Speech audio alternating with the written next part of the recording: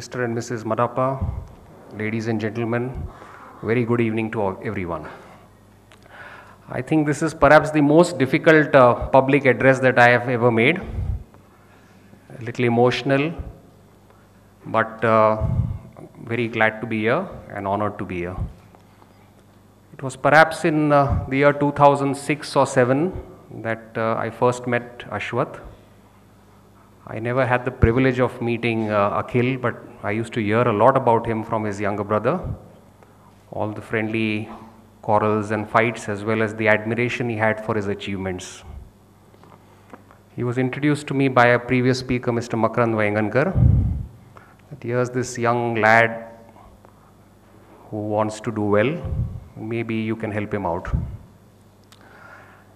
And that started our friendship over the last 7 or 8 years. We spent many days discussing his cricket, discussing how he could improve his game, his performance. Always he was open to ideas, and his relentless quest for excellence, I think, came out very strongly. Whatever he did it to perfection.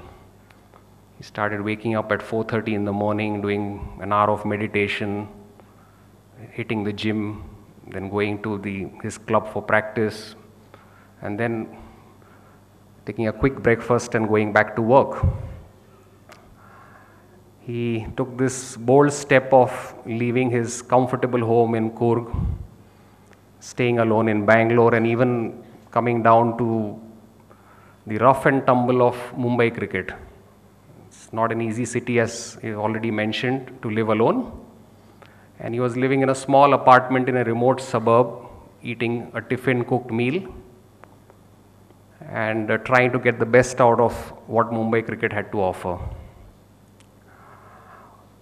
Over the last couple of years, I found that he was slowly withdrawing from playing cricket. He was playing lesser in lesser tournaments.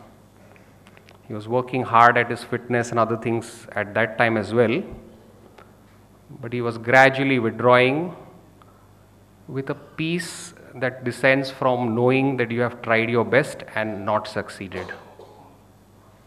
He was at total peace with himself because he knew he had put his best foot forward always. And he started getting into more spiritual aspects of life. He had a spiritual mentor.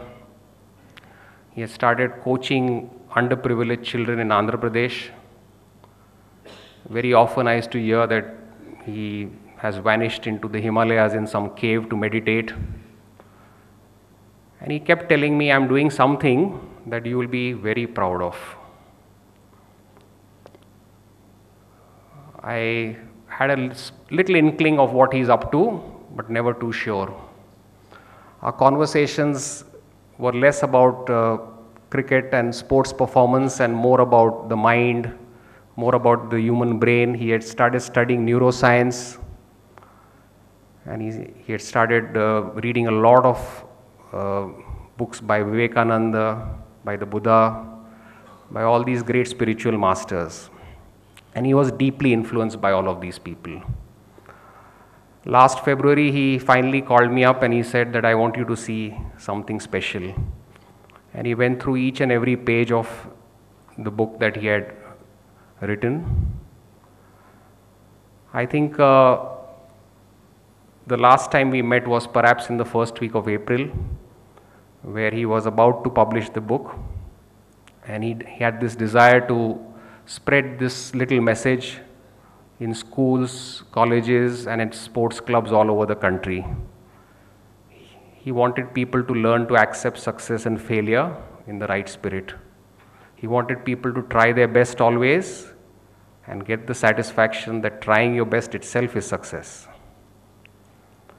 I think our greatest tribute to Ashwath will be to help spread this little word.